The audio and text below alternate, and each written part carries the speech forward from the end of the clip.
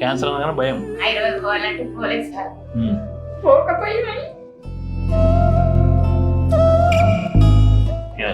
ఇవాళ మన దగ్గర ఒక 46 ఇయర్స్ ఫీమేల్ ఉన్నారు.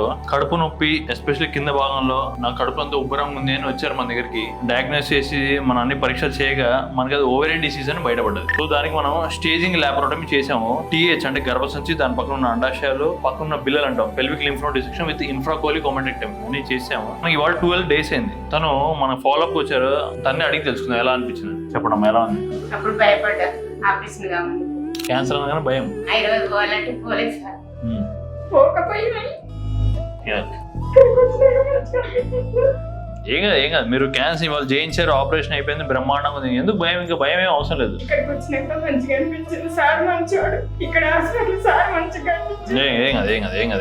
ఏం కాదు భయపడాల్సిన అవసరం లేదు. మీరు దానికి కంగారు పడాల్సిన అవసరం లేదు. ఎటువంటి టెన్షన్ అవసరం లేదు.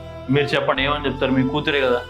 చూపించుకోక భయంగా సార్, చూసుకుంటే ఏ బాధ మంచిగా సార్. మనం ఆరోగ్యశ్రీలోనే సర్జరీ చేసాం. తను అడ్జువెంట్ కీమోథెరపీ తీసుకోవాలి. అది కూడా ఆరోగ్యశ్రీలోనే కవర్ అయింది. ఇక్కడ మనం చెప్పేది ఏంటంటే, మీకు ఎటువంటి అనుమానంగా క్యాన్సర్ గట్ల ఏమైనా అనిపించినా దగ్గరున్న గైనకాలజిస్ట్ కానీ దగ్గరున్న క్యాన్సర్ ఇన్స్టిట్యూట్ కవర్ చేస్తే వాళ్ళు తగ్గిన పరీక్షలు అన్ని చేసి దాన్ని డయాగ్నోస్ చేసి ప్రాపర్ సర్జికల్ స్టేజింగ్ చేయడం జరిగింది అనమాట.